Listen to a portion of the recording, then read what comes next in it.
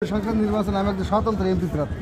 স্বাধীন, অবাধ ও সুষ্ঠু নির্বাচন হওয়ার আশা ব্যক্ত করে আমি জনগণ সুষ্ঠুভাবে ভোট দিতে পারবে এই জন্য আমি এই পদক্ষেপ নিয়েছি এবং জনগণ আমাকে সাড়া দিচ্ছে যে আমাকে স্বতন্ত্র প্রার্থী হিসেবে তারা আর কি গ্রহণ করেছে এবং তারা আমাকে সহযোগিতা করার জন্য আশ্বাস দিয়েছে। মোহাম্মদ আবু বকর বিশ্বাস।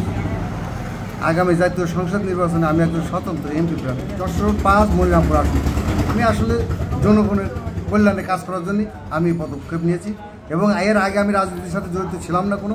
এর আগে একটা নির্বাচন করেছিলাম 7 নম্বর খেতাপাড়া ইউনিয়নের চেয়ারম্যান পদপ্রার্থী হিসেবে। ঠিক আছে, যে বাংলাদেশের প্রথম কবে নির্বাচন হয়েছে এবং শেষ কত নির্বাচন হয়েছে এবং এই ত্রিদশ জাতীয় সংসদ নির্বাচনের জন্য আমি প্রস্তুত নিয়েছি। আমি যখন সুযোগ পাই তখন আমি ঢাকা থেকে আসি আমি এখানে প্রস্তুত করি। প্রত্যেকটা গ্রাম এবং প্রত্যেকটা ওয়ার্ড, প্রত্যেকটা গ্রামে ওয়ার্ডের পর্যন্ত আমি এটা মানুষকে জানানোর জন্য, সারা মনিরামপুরবাসীকে জানানোর জন্য আমি এটা করেছি, প্রচারণা শুরু করেছি।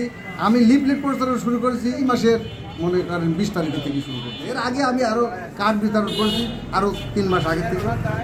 1 নম্বর রোহিদা ইউনিয়ন থেকে আমি প্রচারণার কাজ শুরু করি।